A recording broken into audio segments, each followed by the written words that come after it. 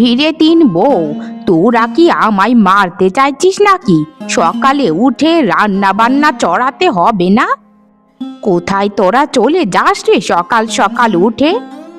এভাবে চলতে থাকলে না আমার ছেলেদের কাছে বিচার দিয়ে তোদের তিনটাকে ঘাড় ধাক্কা দিয়ে বের করে দেব। মা, কথায় কথায় আপনাদের ছেলেদের ভয় একদম দেখাবেন না। আপনাদের তিন ছেলে যে সেই শহরে গেল, তারপর থেকে তো কোনো খরচাপাতি পাঠায়নি। আমরা তিনটে বোন মিলে এই সংসারটাকে চালাচ্ছি। কটা শাক তুলতে গিয়েছিলাম, জঙ্গলের ধারে অনেক শাক ছিল, কিন্তু কে জানি শাকগুলো নিয়ে গেছে, তাই আবার বাড়ি ফিরে এসেছি। শাক তুলতে গিয়েছিলিস নাকি কারো সাথে দেখা করতে গিয়েছিলিস? আমি তো নিজ চোখে দেখিনি, তাই কথাও বাড়াতে চাই না। আর আমার ছেলেদের নামে উল্টো পাল্টা কথা বলা বন্ধ কর।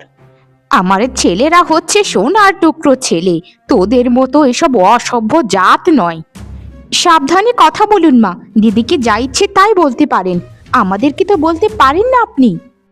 আমরা তো দিদির মতো এত দুর্বল নই যে আপনার সাথে চিউ চিউ করে কথা বলবো। শুনুন মা, আমরা শাক তুলতে গিয়েছিলাম আর এখন খালি হাতে ফিরে এসেছি, শেষ। আর আমার পরিবার নিয়ে বাজে কথা একদম বলবেন না। তুই হচ্ছিস ছোট বউ, ছোট বউয়ের মতোই থাক। ক্যাউটে সাপের মতো এরকম ভাবে লাফালাফি করবি না। তোরা তিনটে বোন মিলে যে এই সংসারটাকে হাতিয়ে নেবার চেষ্টা করছিস, সেটা কি আর আমি জানি না? শোন রে হতচ্ছাড়িরা, তোদের এই আশা কোনো দিন আমি পূরণ হতে দেব না। আমার ছেলেগুলো শুধু আসুক, তারপর তোদেরকে মজা দেখাচ্ছি। কি বলছেন এসব মা? চুপ করুন। আমরা তিনটে বোন এই বাড়িতে কত সুন্দর করে থাকি, আর আপনি শুধু শুধু আমাদের উপর অকথা কুকথা তুলেন। এগুলো একদম ঠিক নয় মা, আমরা আপনার মেয়ের মতো, আমাদের সাথে একটু ভালোভাবে কথা বললেই ভালো হয়। তোদের সাথে ভালোভাবে কথা বলার থেকে রাস্তার কুকুরের সাথে ভালোভাবে কথা বলা ঢের ভালো। তোরা আমার কোন কথাটা শুনেছিস শুনি, যে তোদের কথা শুনে আমায় চলতে হবে? মা, দয়া করে বন্ধ করুন, এই ঝগড়া তো প্রতিনিয়তই চলতে থাকবে। এখন ঝগড়া না করে আপনি ঘরে গিয়ে একটু বিশ্রাম করুন, আর দেখি রান্নাঘরে কিছু আছে কিনা। আর কি বলবো শেফালির মা, আমার হয়েছে যত জ্বালা। এক বাড়ির তিন মেয়েকে বিয়ে করে এনে আমি যে কি একটা অসুবিধের মধ্যে পড়েছি, সেটা তোমায় কি বলবো রে বোন। আমার ইচ্ছে করে মাঝে মাঝে বনবাসে চলে যাই। কি বলছিস রে এসব? আমার যে দুই বউ আছে, তারা দুজন তো আমাকে মাথায় করে রাখে, আমাকে কোনো কাজটি ছুঁতেও পর্যন্ত হয় না। তারা সারা দিন আমার খেয়াল রাখবে, বলবে শাশুড়ি মা কি লাগবে কি লাগবে না। আমি এমনিতে তোর থেকে ভালোই সুখে আছি।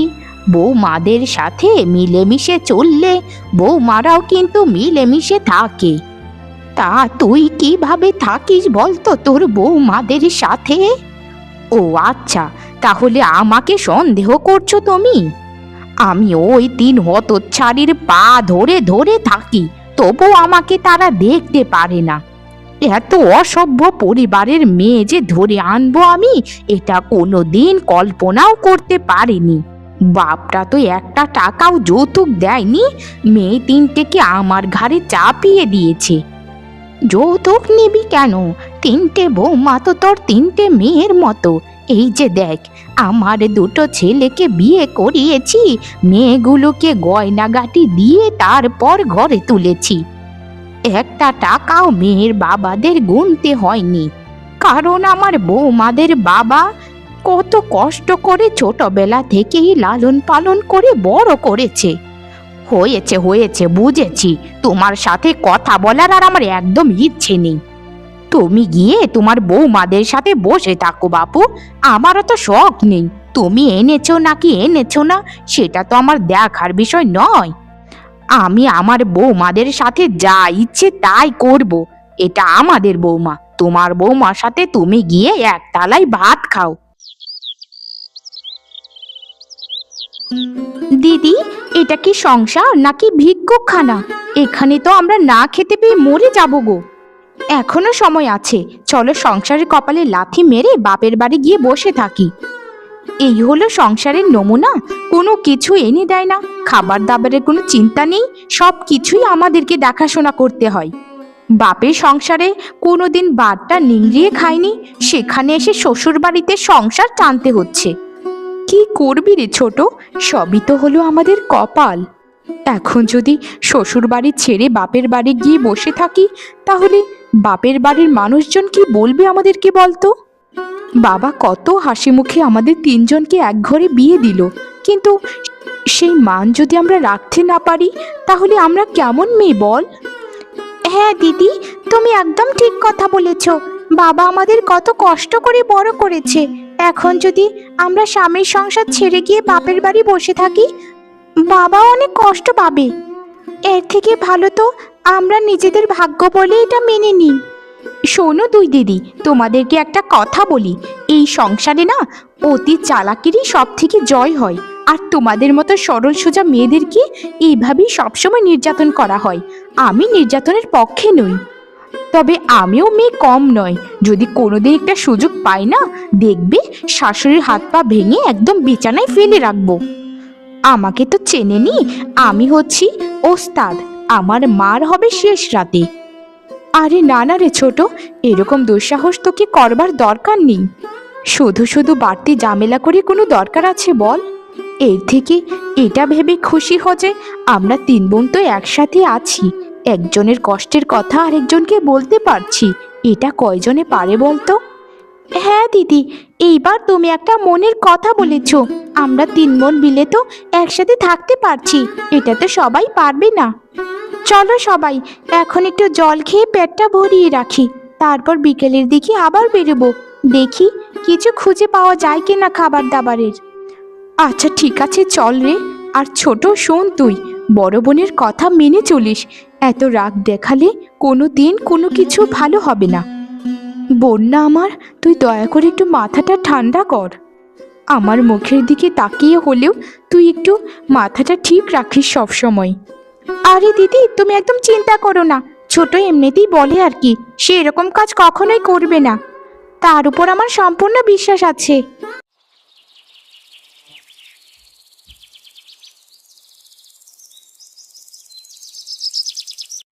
দিব্য দৃষ্টিতে তো স্পষ্ট দেখতে পাচ্ছি যে এই বাড়িটাই হচ্ছে ওদের। বাড়িতে কি কেউ আছিস? মা, মা, বাড়িতে আছিস? হ্যাঁ হ্যাঁ সাধু মহারাজ, আমরা বাড়িতে আছি। আমাদের কি দরকার আপনার বলুন? আমরা কি কোনো ভুল করেছি? আরে না রে মা, তোরা কোনো ভুল করিসনি। আসলে আমি তোদের কাছে ঋণী, তাই এই ঋণ পরিশোধ করতে এখানে এসেছি। তোরা যদি চাস তাহলে আমি সেই ঋণের বোঝা তোদেরকে দিয়ে হালকা করতে চাই। কি বলছেন এসব সাধু বাবা? কিসের ঋণ আর কিসের বোঝা? আমরা তো কিছুই বুঝতে পারছি না।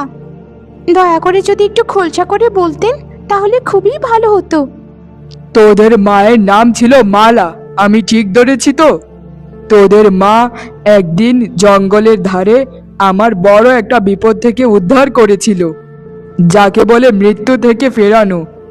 সেদিন তোর মাকে আমি বর দিতে চেয়েছিলাম, কিন্তু তোদের মা বলেছিল যে আমি যদি কোনোদিন মরে যাই, আমার মৃত্যুর পর আমার তিনটা মেয়েকে আপনি একটু সাহায্য করবেন যেন তাদের জীবনটা সুন্দর হয়।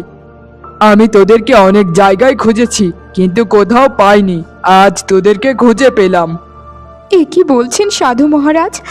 আমার মা এরকম কথা আপনাকে বলে গিয়েছিল? দেখ রে তোরা, দেখ আমার মা আমাদেরকে কত ভালোবাসতেন। তখন তিনি যা বর চাইতেন তিনি তাই পেতেন, কিন্তু তিনি আমাদের কথা ভেবেছেন। হ্যাঁ গো দিদি, মা আমাদেরকে বড্ড ভালোবাসতেন। আচ্ছা সাধু বাবা, বলুন তাহলে কি কথা, আর কি আমাদেরকে বর দেবেন? আমরা যে খুবই অসুখী, আমাদের সংসারে যে কোনো শান্তি নেই, আমাদের সংসারে অভাব অনটনে ভরপুর। আমরা তিনজন বোন এই সংসারে খুবই কষ্টে দিন যাপন করছি। কাল সকালেই দেখতে পারবি তোদের উঠোনে একটি কলা গাছ জন্মাবে। সেই কলা গাছই তোদের ভাগ্য বদল করবে। আর তোরা একটা কথা মনে রাখিস, কোনো দুষ্ট লোক যদি ওই কলা গাছ কাটতে যায় তাহলে কিন্তু ওর একটা বিরাট বড় ক্ষতি হয়ে যাবে, যে ক্ষতি অপূরণীয়।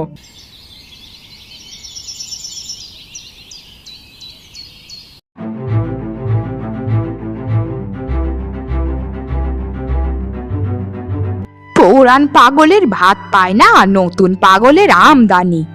বাড়ির পেছনে কলা গাছে ভরপুর, আর এই উঠোনের মাঝখানে কি কলা গাছটা লাগালোটা রে? ওরে হতচ্ছাড়িরা, তোদেরকে আজকে আমি শেষই করে ফেলবো। তোদের কারণে না আমার এই সাধের উঠোনটাও নষ্ট হবে এখন। এই হতচ্ছাড়ি তিন বউ, তাড়াতাড়ি বাইরে বেরিয়ে আয় বলছি, আয়। তোদের সাথে আজ আমার শেষ একটা ফয়সালা হবে। কি হলো মা, এভাবে চেঁচামেচি কেন করছেন? কি হয়েছে? মনে হচ্ছে কানের পর্দাটা ফাটিয়ে ফেলবেন চিল্লাচিল্লি করে। এ কি সাধু বাবা যেটা বলেছিলেন সেটাই তো ফলেছে। আমি এখনই দিদিদেরকে খবরটা দিয়ে গিয়ে। কিসের সাধু কিসের কি? এদেরকে মাথাটা খারাপ হয়ে গেছে নাকি? দাঁড়া দাঁড়া হতচ্ছাড়িরা, সুযোগটা বুঝেই তারপর আমি কোপটা দেব। এখন আপাতত চুপ থাকি। তোরা যে কি খেল খেলছিস সেটা আমার দেখার আছে না? বলছি যে ছোট, এই কলা গাছ দিয়ে আমরা কি করব? এই কলা গাছে তো কোনো কলাও ফলেনি যে এগুলো নিয়ে বাজারে বিক্রি করব। সাধু বাবা এটা আমাদেরকে কি দান করেছে বলতো? এই সামান্য কলা গাছ তো বাড়ির পেছনেও ফলে। এই সামান্য কলা গাছ দিয়ে আমাদের ভাগ্য ফিরবে কি করে? আরে দিদি, তুমি এত উদ্গ্রীব হয়েও না তো। এই কলা গাছের পেছনে অবশ্যই কোনো রহস্য লুকিয়ে আছে। আমরা এই কলা গাছটাকে খুব ভালো মতো চর্চা করব, দেখবে এই কলা গাছ দিয়ে আমাদের ভাগ্য ফিরবে। কারণ ওই সাধু মহারাজ তো কখনোই আমাদেরকে মিথ্যে বলবে না। ওনার চোখে যে আমি দিব্য দৃষ্টি দেখেছি। তুমি কোনো চিন্তা করো না দিদি, আমাদের শুধু অপেক্ষার পালা এখন। আমাদের দু বোনের থেকে তো তুই একটু বেশি চালাক, তাই তোর কথাই আমরা শুনে নিচ্ছি। দেখা যাক তোর কথা কতটুকু ফলে। তবে আমিও আশাবাদী যে এই কলা গাছ থেকে ভালো কিছুই আমরা পাবো। আমি চাই যেন কলা গাছটায় বড় বড় কলা ফলে, যাতে বাজারে বিক্রি করে হলেও কিছু টাকা উপার্জন করা যায়, আর এই সংসারটা একটু ভালো মতো চলে। আরে তোমরা কোনো চিন্তা করো না, ঈশ্বর যদি চান তাহলে এই কলা গাছে সোনাও পর্যন্ত ফলতে পারে। এটা কখনোই অসম্ভব নয়। চলো চলো, এখন দুটো শাক করিয়ে এনে রান্নাটা বসিয়ে দিই, না হলে তো আবার শাশুড়ি মা আমাদেরকে মাথায় করে চিল্লাচিল্লি করবে। হ্যাঁ ছোট, তাহলে এক্ষুনি চল, আমরা পুকুর ধারে আবার যাই। এখন বোধহয় আবারও শাক ফলেছে। আর অল্প কটা চাল এনেছিলাম পুটিদের বাড়ি থেকে, ওগুলো দিয়ে ভাত শাক খেয়ে ফেলবো। আচ্ছা আচ্ছা, তাহলে চলো তোমরা দিদিরা সবাই মিলেমিশে একসাথে যাই।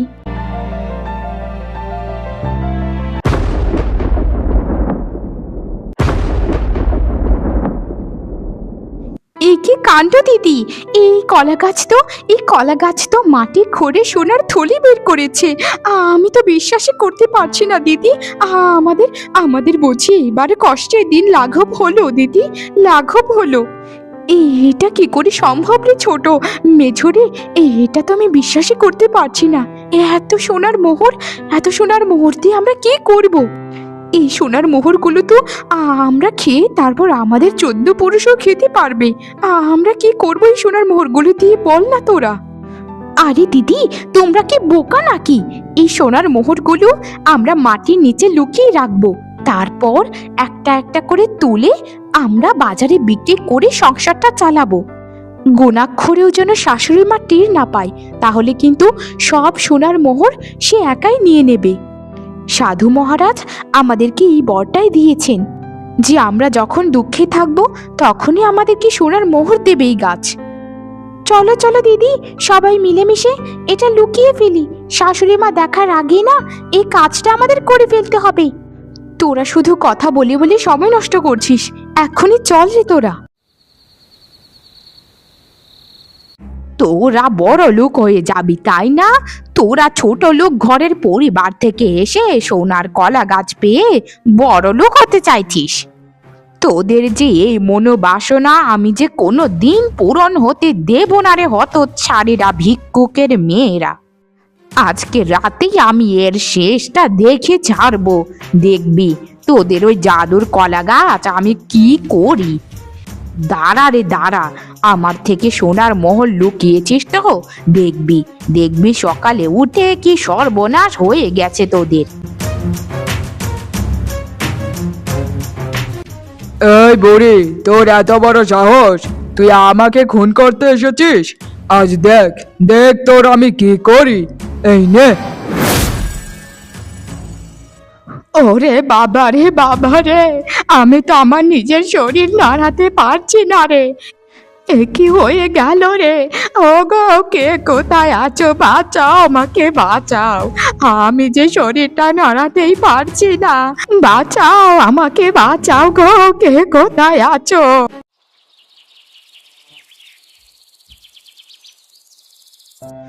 হাই হাই রে, এ কি সর্বনাশের কথাবার্তা! মা, আপনি এখানে কেন পড়ে আছেন? কি হলো আপনার? বৌমা, বৌমা, আমাকে বাঁচাও বৌমা, আমার পাশে কোড়ালটা তো পড়েই আছে।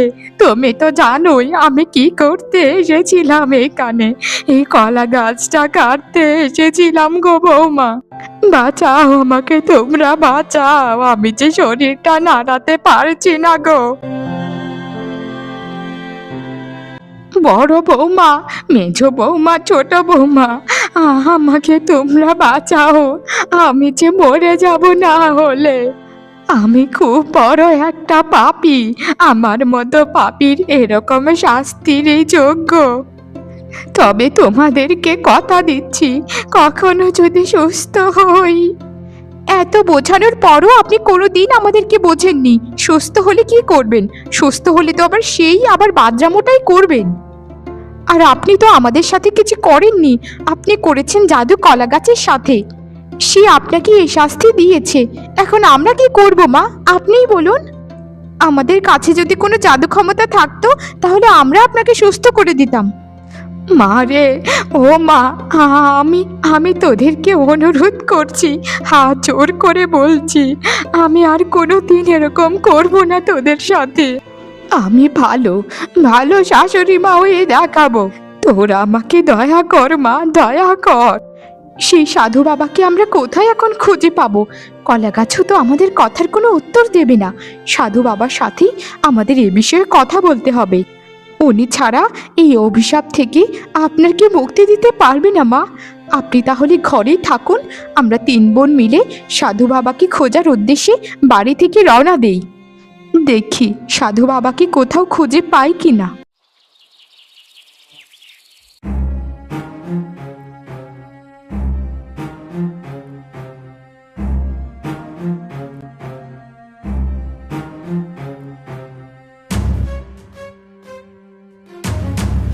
আরে তোরা তিনজন এই পর্বতের চূড়ায় কি করে উঠলি বলতো? এখানে ওঠা যে অসম্ভব। আমাদের ইচ্ছা শক্তি আমাদেরকে উঠিয়েছে বাবা, কি করব বলুন? আমার শাশুড়ি মা কলা গাছটা কাটতে গিয়েছিল গতকাল রাতে, কিন্তু তার যে পুরো শরীর অচল হয়ে গেছে, সে অভিশাপে অভিশপ্ত হয়েছে। এখন আমরা কি করব সাধু বাবা? এখন যে আমাদের শাশুড়ি মা বারবার আমাদের কাছে ক্ষমা চাইছেন। কিন্তু সে তো তোদেরকে অনেক অত্যাচার করেছে, তাকে কেন তোরা ক্ষমা করবি বল? তাকে শাস্তি পেতে দে কিছুদিন। না বাবা, আমরা খারাপ হলে এতটাও খারাপ হইনি যে শাশুড়ি মার এরকম কষ্টে আমরা কষ্ট পাবো না। আপনি দয়া করে কোনো উপায় বলুন বাবা, দয়া করুন আমাদেরকে। তোরা তো অনেক ভালো। শোন মা, ওই কলা গাছের মধ্যেই এক জাদুকরি ফুলের জন্ম হবে এখন। সেই জাদুকরি ফুল তোরা তোর শাশুড়ি মার মাথায় ধরবি, তাহলেই তোর শাশুড়ি মা সুস্থ হয়ে যাবে। যা এখন তোরা বাড়ি ফিরে যা। আর শোন, ওই কলা গাছের তোরা যত্ন নিস, কারণ ওটা দিয়েই তোদের ভাগ্য ফিরবেই ফিরবে। অসংখ্য ধন্যবাদ বাবা, আপনাকে অসংখ্য ধন্যবাদ।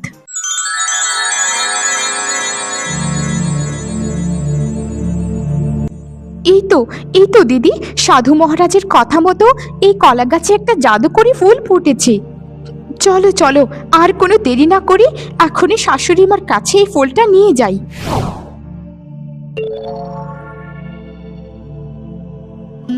কিভাবে ক্ষমা চাইলে যে তোদের কাছে আমি ভালো হতে পারবো আমি জানি না রে মা।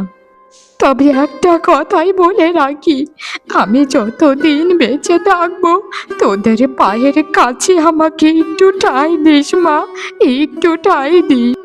আজ তোরা আমার জন্য যা করলি, এই ঋণ যে আমি কোনোদিন শোধ করতে পারবো না রে।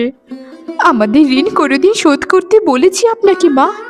আমাদের মা সেই ছোটবেলা থেকে আমাদেরকে ছেড়ে চলে গেছেন। এরপর থেকে ভাবতাম নিজের যদি কোনোদিন শাশুড়ি মা হয় তাকে আমার নিজের মায়ের মতো আদর যত্ন করব। আজ আমার সেই ছোটবেলার স্বপ্নটাই পূরণ হলো মা। আমরা অনেক খুশি মা, অনেক খুশি। কারো সংসারে কোনো ঝগড়া ঝামেলা হোক সেটা কি কেউ চায় মা বলুন? টাকা তো সবারই থাকে, কিন্তু সংসারে সুখ থাকে কয়জনের বলুন মা? আমরা যেদিন এ বাড়িতে বিয়ে করে এসেছিলাম সেদিন ভেবেছিলাম যে আমাদের 3 বোনের একটা শ্বশুর বাড়ি হবে, আমরা কত ভাগ্যবতী। কিন্তু এরপর থেকে আপনার অকথ্য অত্যাচারে আমরা তো নিজেদেরকে ভুলেই গিয়েছিলাম, কিন্তু আজ আমাদের মনে হচ্ছে যেন আমরা নতুন জীবন পেয়েছি।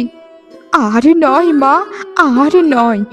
আমি যা করেছি তোদের সাথে সেটা ক্ষমার অযোগ্য, কিন্তু তবু মা হিসেবে তোদের কাছে আমি শেষবারের মতো ক্ষমা চাই। আমার মেয়ে তোরা, আমার 3টে মেয়ে 3টে ছেলে। আজ থেকে এটা তোদের শ্বশুর বাড়ি নয়, এটা তোদেরই বাড়ি। তোদের বাড়িতে তোরা যা ইচ্ছে তাই করবি মা, তাই করবি।